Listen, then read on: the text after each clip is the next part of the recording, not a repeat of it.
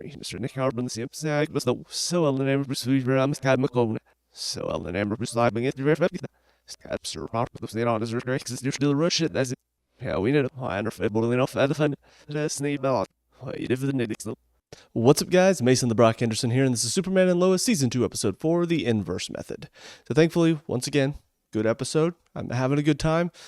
It's keeping me invested in these CW shows a little bit. At least I have one out of the 3 shows I can look forward to.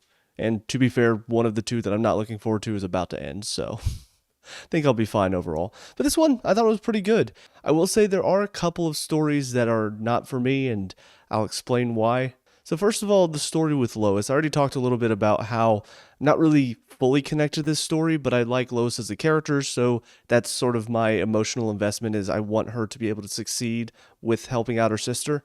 But I will say the setup for this and the character of Allie herself, a couple of things that I'm not huge on, and a lot of that is just my personal preferences. First of all, this story of journalism and integrity and all of this stuff, I mean, it's not really my thing. I talked a little bit about my opinions on journalism before.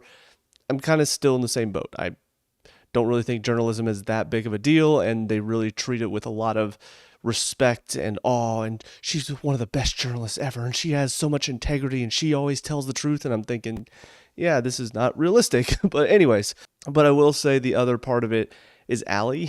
Not really a big fan of characters like this. It's got a very Umbridge feel to it from Harry Potter, in that she's playing the part very well, but I hate her so much that I really am not liking this story because of that. There's something about the overconfidence and the condescension with which she speaks, and how she's basically, everything she's doing feels like she's vindicating herself about her opinions of Lois. And because of all of that mixed together, I don't like her.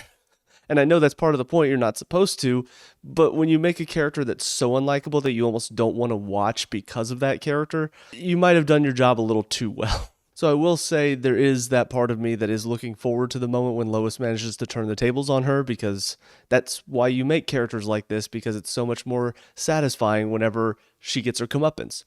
But for now, while she's in control, while she is so cocky and condescending and all of this, I'm definitely not going to be having a good time whenever this story pops up. The other part of it that I'm not sure how I feel, because I'm not sure what they're doing with it yet, is the whole thing with Christine. Because I will say her reaction feels a little weird, considering how close she and Lois are. Like, I understand there might be some frustration with the fact that Lois wouldn't tell her the whole story, but she's almost acting as if Lois did the wrong thing in what she did. And while I do think there is a problem with the fact that Lois went into a story that she clearly has a lot of bias in, I talked about that before, I feel like most people would understand why Lois did what she did. From the outside, looking in, if your sister was saying all this crazy stuff to protect her, to make sure people didn't think she was totally insane, I feel like most of us would probably leave that part of the story out.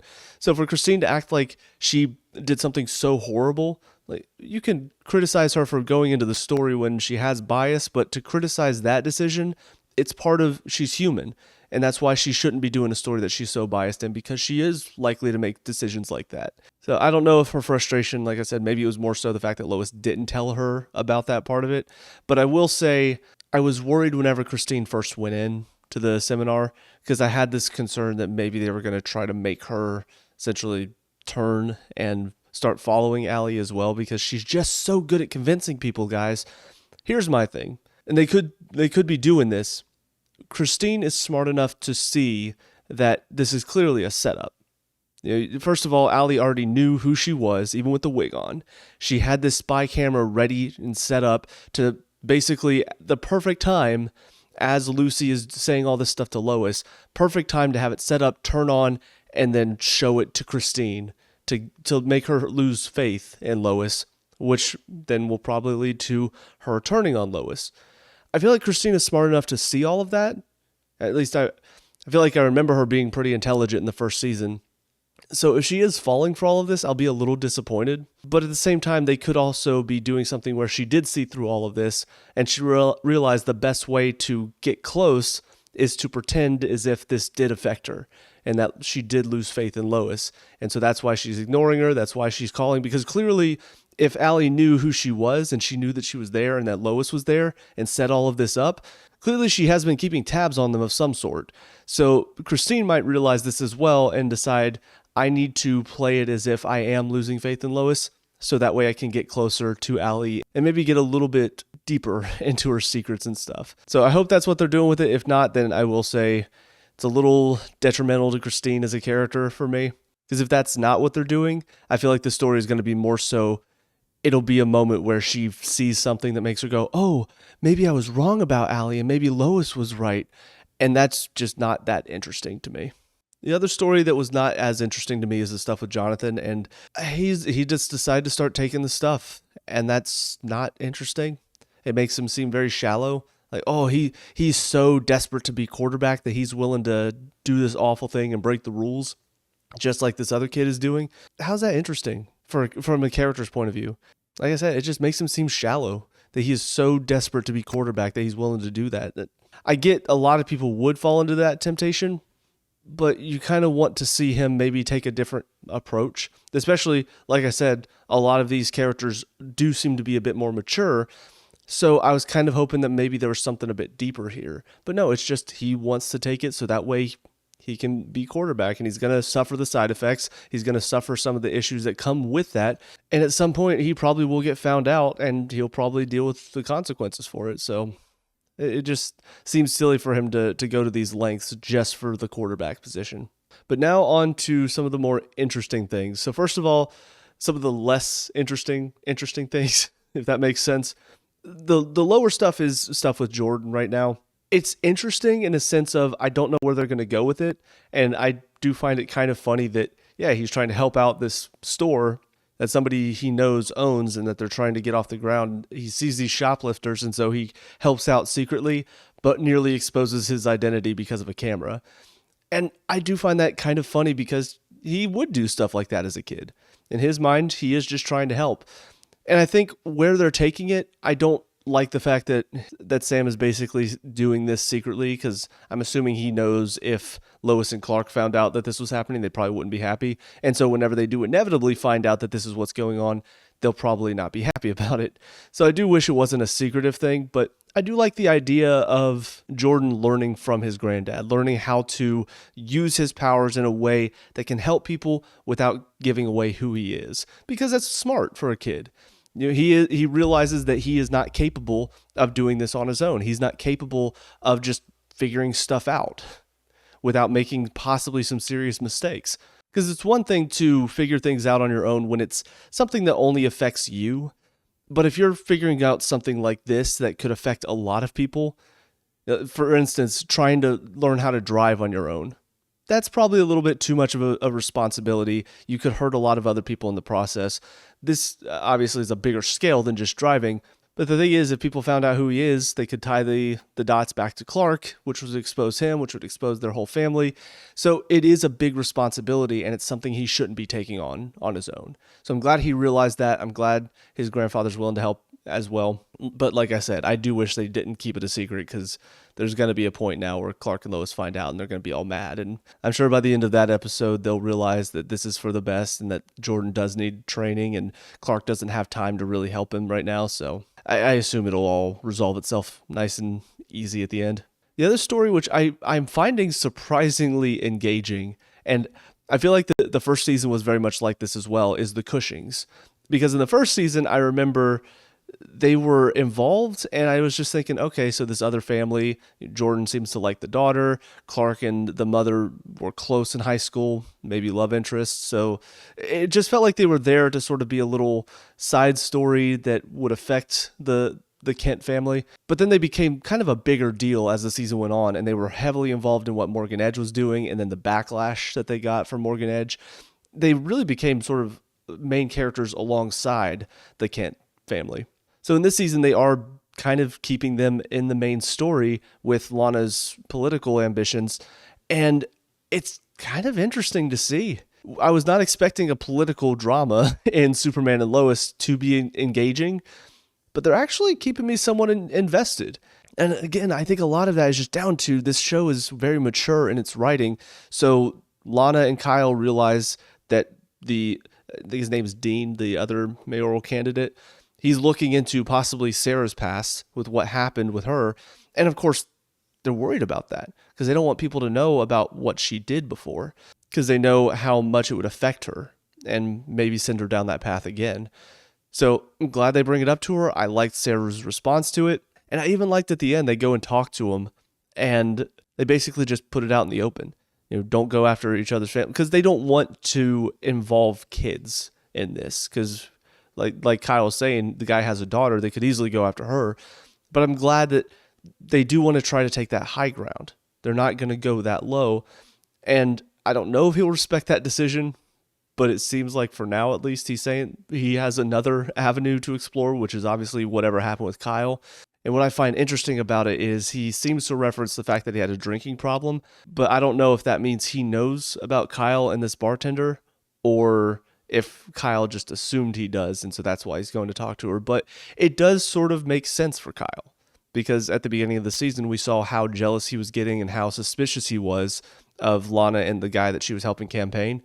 And more often than not, when somebody is so suspicious and so uncertain in a relationship, typically it means they're probably doing something themselves and they're almost projecting like, oh, well, I mean, I did this, so I bet they're doing it too. And it's not saying that everybody that gets suspicious and jealous is definitely doing it, but most of the time when they are so convinced that something is happening, it's because they've either done it or are doing it themselves too. And that's why they are so convinced because, well, if I'm doing it, they're doing it too. So I don't know if we're going to find out when this was happening. I don't know if it was like last season or more recent than that. But I will say it does knock Kyle down a little bit, in my opinion. He has always sort of been the knucklehead in the show as far as the main characters are concerned. He makes a lot of mistakes. He does let his emotions get the better of him. But this is probably the worst thing.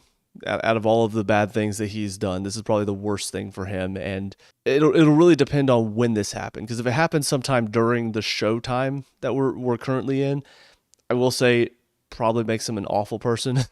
But if this is something that happened a while ago, maybe when they were dealing with a lot of their struggles previously before the show, because I think the stuff that happened with Sarah happened before the show started as well. There might be something there where it's just they were going through a rough time and he was drinking a lot and the bartender was there to sort of be somebody to comfort him. So obviously still not okay, but I feel like it would make me hate him less if it wasn't during the show, because so far they've shown this family to be very caring for each other. They had their issues in the first season, but they worked through them. They figured it out. And I think because of that, I did come to like them as a family. So if I find out that apparently he was doing this stuff in the background of all of this, I will be a little bit livid with his character. But yeah, like I said, very surprised that they managed to get me engaged in a political story in Superman and Lois, but they're doing a pretty good job with it. And I don't know, we'll see where it goes from here. I know that Sarah's quinceañera is coming up, so there's a good chance that something big happens there. I don't know what, but it is a good backdrop for everybody is here at this party. Kyle's talking about making it this big event. I could see that being something gets exposed, or either something with Lana, maybe this affair that Kyle had, something big happens in the mayoral race, and I feel like it's really going to set them back quite a bit based on what I'm used to seeing in shows like this. And then the final thing to talk about is the stuff with Superman, which doesn't involve Clark and John.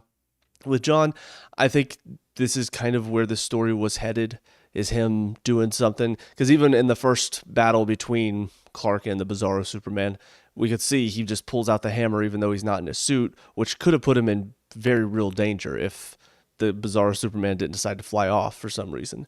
And because Nat has been so worried about him this season, I kind of figured at some point he would get hurt. I don't know where it's going to go from here. I'm not sure if this is going to just motivate her to get the suit done quicker, or if she's going to end up stepping into the suit and sort of retrofit it for herself.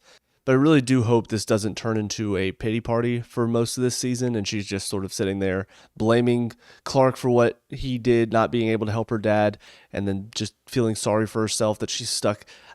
We've already gotten a little bit of that, and I feel like we kind of pushed past it a little bit, so I don't want her to regress as a character. So I'm kind of hoping she gets over this quickly. Not saying, oh, just be fine with the fact that your dad got hurt, but don't make it a pity party. Don't make it about blaming Superman for not being able to help him. Make it where she turns her anger into something positive. She turns it into I'm going to help him. I'm going to help him get better. I'm going to help him be able to fight back and keep him safe in the future. Because that's more so, I think, the mature way to take this story. But we'll see what they decide to do. With Superman, it's kind of an up in the air type of situation, because on the one hand, we see that this is why he didn't want these kids to be going out there and fighting, because 2 of them die. They keep Tag alive because he's the one character that we knew from the first season. At least I don't think we knew the other 2 from the first season, but we see he was sort of proven right here. They're not ready, and now 2 of them are dead because of that. But on the other hand, you could look at it on the flip side and say, well, if he was working with them, he might have been able to be there to help them and to keep them safe. And Anderson not telling him is both sides of it are a problem. Anderson not telling him puts these kids in danger, but also Superman didn't want to work with these kids, so Anderson doesn't think telling him is going to help because he's just going to do it on his own anyway. I feel like they're showing both parties are wrong here. Superman, he is right in not wanting the kids to help, but he's also wrong in that he probably does need help. And Anderson wants these kids to help, which probably would help Superman, but not telling Superman about it is wrong, and it obviously gets these kids killed. So I'll be interested to see where that's going to go next, whether Clark's actually going to trust Anderson or not. And as far as the Bizarro Superman story, we still don't really have any more information. Obviously, he had that little necklace thing. I don't know what that's doing. It seemed to be almost drawing Superman into him. So I don't know if he's trying to absorb his powers or something like that. It is kind of funny because like I said in the last one, I don't really know much about Bizarro Superman outside of the look and the backwards S. So to see him shooting lasers out of his mouth, I'm like, so instead of his eyes, it's his mouth. So kind of reverse it on the face. That's interesting. But yeah, this necklace, it seemed like he was trying to destroy it at the beginning. Like he was shooting a laser at it, but it wasn't getting destroyed. So I don't know if it's affecting him as well, but it did seem to sort of pull them together. Like Clark tried to push away and he was drawn back in. So I don't really know what that's about. And I'm hoping we'll get some answers on that soon, because all that really happened as far as that story is we did see the necklace, we did see some of the effects it had, and we saw them fight a little bit. But for the most part, it still feels like we just have no idea what is going on here. So definitely want some answers there. But with all that being said, that's it for this episode. On to the next one. I'll see you there. And now episode 5, Girl, You'll Be a Woman Soon. I don't know if that's how you're supposed to say that, but that's just how I read it in my mind when I saw the title of this episode. But so it is confirmed, basically at the beginning of this episode, that Allie Alston is indeed connected to the Bizarro Superman story. In fact, seems like she's the one that brought him here from this mirror. I can't call it the mirror dimension. I can't, because we already had the mirror dimension in Doctor Strange. Then we had some sort of mirror dimension in The Flash. And I can't have a third mirror dimension. I can't do that. So I'm going to call it the Rorim world, because that's mirror backwards. There you go. I will say there are a couple of things that I need answered, though. First and foremost, we still don't have any answers as to how she found out about Chrissy going to be there at her seminar. In fact, that Lois was there and to set up the camera and all that. I don't know if she's just really good at predicting people's moves, and so she just knew that that's what Lois was going to try to do, or if there's some sort of spy or she put a camera somewhere. I just need answers for that, because if you don't give me the answers, I just have to assume, oh, well, she's just really smart, guys, and that is not really satisfying for me. But I will say I'm sort of mixed on the fact that she's the one responsible for Bizarro Superman, because on the one hand, it does show that, once again, the Lois and Superman stories are connected, and it makes the show Superman and Lois make a lot more sense as far as the title. But also, as I was saying before, I'm not really a fan of this type of character. They do annoy me, the overly cocky types. So seeing more of her, I don't know how I feel about that. But a couple of things that stood out to me in this episode. First of all, the stuff with Chrissy. It does seem like she was not faking her reaction in the last episode. She did really feel upset about the fact that Lois kept stuff from her. And they did focus a bit more on that. It wasn't so much what Lois did, which I think is fine. I once again think that is pretty normal for somebody to do. It's a very human reaction to want to try to protect their sister. So I don't feel like her thinking what Lois did was awful. I don't think that would make sense, but for her, it's more so about the fact that Lois is keeping stuff from her. And I can sort of understand that point of view. And also, they did a good job of showing she didn't go in with the mindset of, I'm just going to believe everything that she is telling me. She did go in with the mindset of, I want to hear her side of the story too. Because I've only heard Lois's side. So I need to get both sides of the story since Lois will not tell me the whole truth. And I think that's better. Now, granted, it does mean that we have to have Allie doing something evil to Chrissy for Chrissy to realize, oh, Lois was right. And that, to me, does feel pretty simplistic in how it's set up. But it's better than the alternative, which is she just went in fully believing that, you know what, maybe Lois is wrong. Maybe she is wrong, and I need to find the full truth, not Lois's truth. She went in, honestly, with the intention of just hearing the other side of the story. And I don't have a problem with that. But as far as the Rorium world is concerned, I don't really know how it's all going to play into this. Obviously, we do hear from Chrissy and then from Bizarro that it sounds like Allie apparently has a lot of control over there, and she seems to be trying to do the same thing in this world. So she's going to be the main bad guy. I don't know if it's that intimidating. I guess on the one hand, you could say, well, you can't just take her down as Superman because then people will wonder, well, why did you do that? She has followers and stuff. But I do hope they give her some sort of powers, because if not, then that's not really that intimidating of a villain for Superman. I mean, the fact that she has the pendant now probably does mean that she has more power than we know. The fact that she was able to get it makes me think that she does have connections higher up in the government or in the military somehow. Don't know how that would work, but clearly we saw at the beginning her father seemed to be a man of some prominence, so maybe that rubbed off on her, and so she does have those connections that she can exploit to get this pendant. But yeah, so that's a pretty interesting story. Stuff with the Cushings, now the Cortezes after this, is fine. I do feel like they're being intentionally vague with some of this stuff, because it sounds like Lana knew about the bartender, but I don't think she knew the whole story. I don't think she knew that there was an actual relationship there. Like, maybe she knew that he was with her one time and it was a mistake, but he didn't tell her the full extent as to how long he was with her or how many times. So I feel like there is something deeper there that we don't know the whole story yet. And obviously Lana did not want to talk about it at that point, which I do think makes sense. It's, again, a very mature route to take on it, where she's not saying we're not going to talk about this, she's not going to hear him out. It's just, right now, this is not about you. This is not about your problems. This is my daughter's time. This is her special day. We're not going to ruin it by getting into all of this right now. And I thought her speech was very sweet, even if it is a bit cheesy. But I mean, once again, I find this very interesting, and I did not expect to find their family that interesting when we started this show, because I did come in just expecting to talk about Superman, Lois, and then their kids. So having this other family come in, you would think, oh, can we just get back to the Superman stuff? But no, they've actually done a really good job with it. Even just talking about changing their name from Cushing to Cortez, it's something this is the stance they want to take. Obviously talking about diversity and all of that stuff. But I feel like in other shows, this would have been the focus of this episode. It would have been about them changing that name, what it would have meant for Lana's campaign. Oh my gosh, guys, they're doing this. So many people coming against them being like, oh, you can't do that. Cushing isn't a more American name. Now you got like a Mexican name. I feel like it would have been really focused in on that stuff and trying to show like, no, guys, they're taking a stand.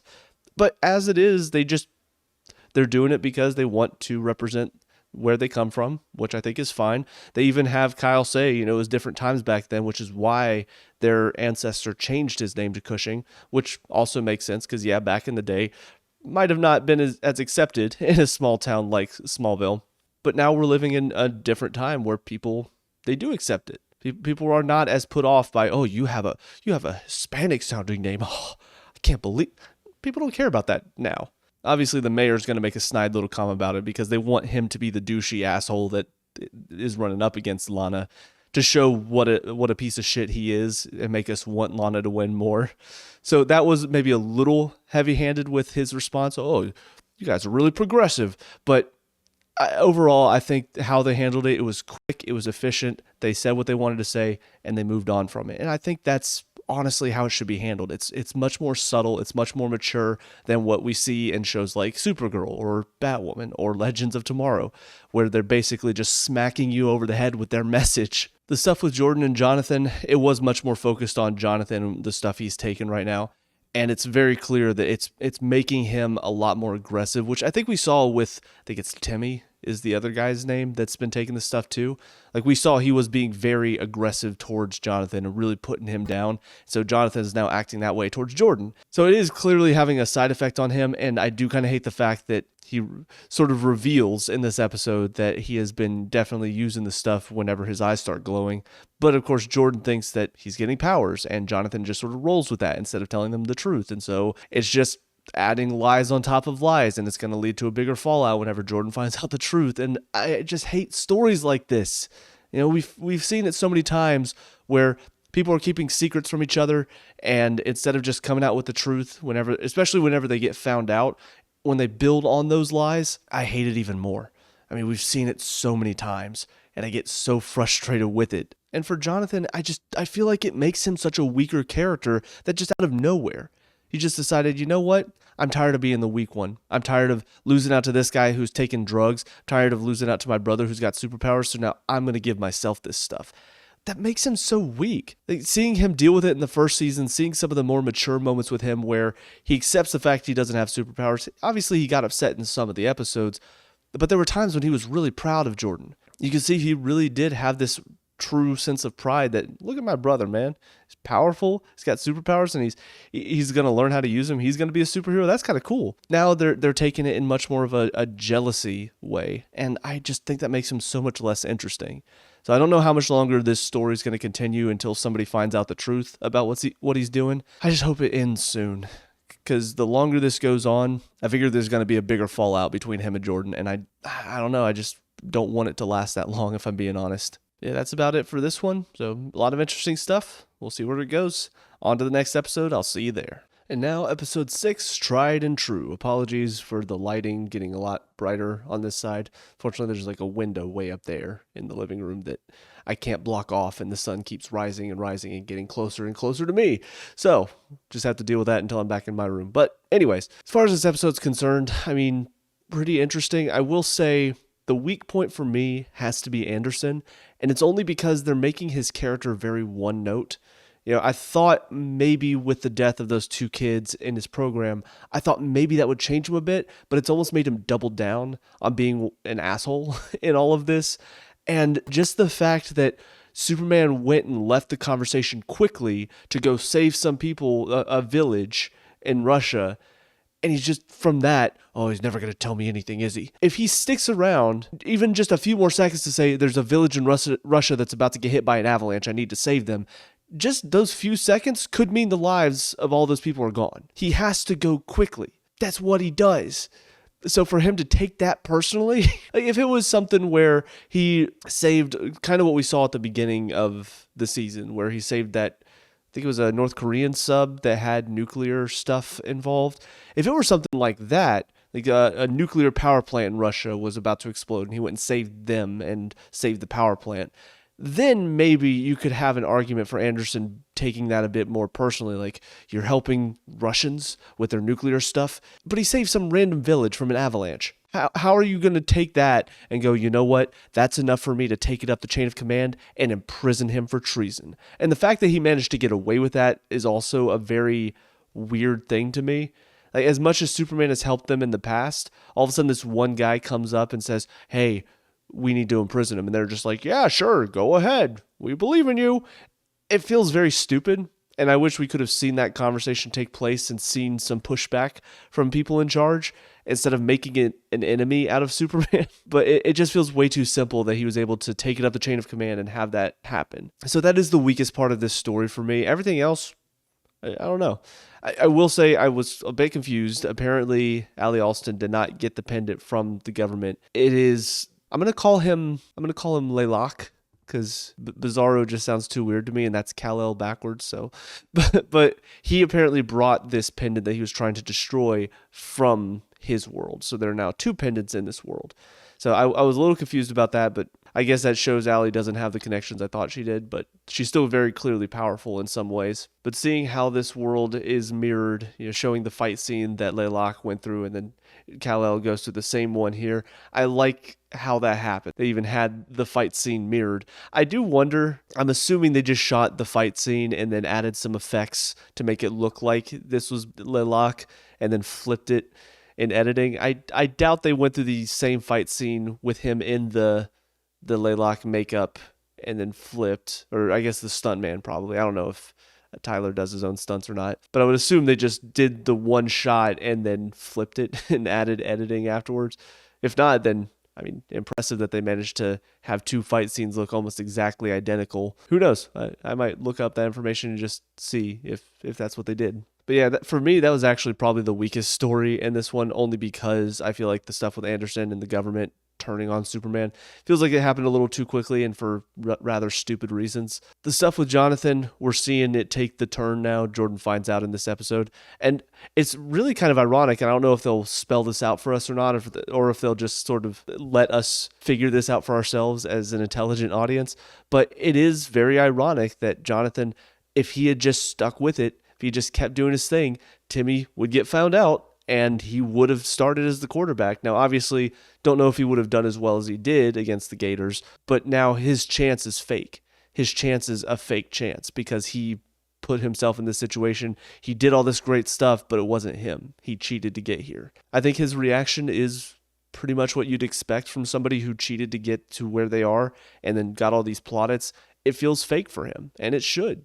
So I don't know what they're going to do with his story from here. I don't know if everybody's going to find out that he was also taking this stuff and he's going to lose his spot on the team. But again, I do feel like this makes Jonathan a weaker character for it.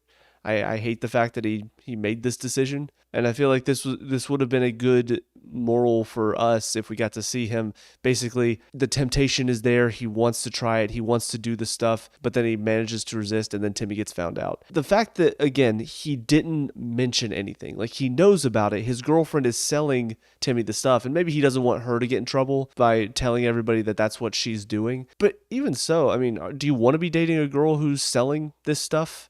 Does that not feel weird to you? Especially since she's apparently selling it to the guy who's keeping you out of the quarterback starting spot. So it just feels weird to me that he didn't step up and say something to begin with. I realize in high school, there's that feeling of you want to be cool, you want to be popular, so narking on the guy might make you look less cool. But come on. I mean, for something like this, again, Jordan said at the end of this, the police are now involved. Him not doing this, yeah, it's going to cause a lot of trouble for him, whenever they find out about the stuff he's doing, and then for the school as well, possibly, and for his girlfriend. Outside of that, the stuff with Lois and Lucy kind of went exactly where I expected it. You know, they tried to be a family again. They tried to have this day for their dad where they were sisters again, and they got along. And you could see there is a good sister connection there whenever they're not talking about the Allie stuff. Yeah, I figured once the Allie stuff came up, that would be the point where we would see the split again. It kind of went sort of how I expected it. I really did have a feeling that it would probably be Lucy would be the first one to be like, yeah, so will you admit you're wrong now? And obviously Lois is not wrong about her. I'm kind of at a point with this story now where we've already seen Lucy act all high and mighty and self-righteous about her belief in Allie and all of this stuff, even though she's clearly wrong. And very similar to how I feel about Allie and how condescending she is with her stuff. I just don't really like characters like this. Especially whenever they feel vindicated by, oh, so now you know that the world exists. So now you know that she's right. And I'm just sitting here, no, you idiot. She's not right. She's correct about the world. That doesn't mean that she's right and she's a good person. She still is doing these awful things. And for her to just completely overlook that stuff just because, oh, well, she's right about this other world and this other me that's there. I mean, what a narrow-minded point of view to have. And it makes her so unlikable as a character. So I'm not mad at all that she's not sticking around. Well, I mean, I'm sure she's still going to be around the show, but I'm glad they're not going to continue this facade where she's sticking around the family and trying to be a good sister for Lois and all this stuff, because she's not. She's very clearly caught up in this and she's not changing, and that's a problem. And then the final stuff is, of course, the stuff with Kyle and Lana and how she's dealing with it. And I think for the most part, pretty well handled. You know, they kept trying to, I think, show that Kyle deep down is a good guy, and obviously this was a mistake from him. But the fact of the matter is, that type of mistake, it does break trust. It does make you wonder what else could he be lying about. So I'm glad it wasn't as simple for Lana as just she hears this nice thing about Kyle and, oh, apparently he did it for his family and all this stuff. And she just goes, oh, okay, he did? Well, I guess I'll just take him back then. It's not that easy, and it shouldn't be that easy. So I'm glad that they sort of stuck to her guns. They let her stick to her guns, because cheating is something that sometimes I do think it's overlooked a little too easily. I know sometimes, I mean, Clark even says it would depend on the situation. And there are occasions, I think, where if it does happen, but the extent of it is not that deep, maybe it was just a moment of weakness, something like that. For some people, that's still a deal breaker, and I totally understand that. But there are some times when it is just in one moment and then you can move past it if the connection is deep enough and if the love is truly there. But this was clearly not just a one-time thing. This was not just, it was a moment of weakness, but it was not just a moment. It was several moments for an extended period of time. So it's not as simple as that. I'm not saying that they won't be able to work it out. I'm not saying that they can't reach a point where maybe she can trust him again. But I definitely do like the fact that it's not as simple as it's been a day, we're good now. Or I guess it might have been a week, but still, it's taking longer. It's going to take longer than that for Lana. And I know I keep using this word, but it's a very mature stance to take on this story. And I feel like the writing for this show is just miles and miles, and actually I'm going to use light years. It's light years ahead of the rest of the CW, because it takes a very realistic stance on a lot of this stuff. You know, it's not trying to hammer in messages. It treats its characters with respect. It has them make, not all of them clearly, but it has most of them make smart decisions in these moments. And even if they do make a bad decision, most of the time the following decision is smart. So I really appreciate this show. It's given me hope for the CW. Obviously, that hope is going to be dashed by the fact that the other shows are not good. This is the only good one in there. But I still really enjoy having this to look forward to. And in the future, whenever I continue with the CW, because I know the Flash, I think, has one more season. I'm pretty sure this has 2 more seasons after this, although the 4th one's not on Max yet. It will get me excited whenever I decide to return to the CW shows, that I will at least have one good show to look forward to. And that's a good feeling to have, because honestly, for a little while before I started watching this show, I don't really feel like I had that. The closest I had was Legends of Tomorrow was at least entertaining. It wasn't great, but it was fun, and they had fun with the concept. But even that at times could get a little heavy-handed in its messages. It could get a little caught up in trying to make it a deep and meaningful show when in reality it should just be fun. But this is actually a deep and meaningful show that is well written and handles a lot of things with respect and care. So I hope that continues from here. But for now, those are my thoughts on these 3 episodes. So let me know what you think down in the comment section below. What were your thoughts on these 3? What were your hopes for the future of this season? Let me know. We could talk about and discuss all that good stuff. Leave a like and subscribe for future Superman and Lois reviews. Also check out the channel. We have a lot of reviews on there as well as some Let's Plays, so check those out if you have time. But until next time, I hope you guys have a great day. I'll talk to y'all later. Peace out.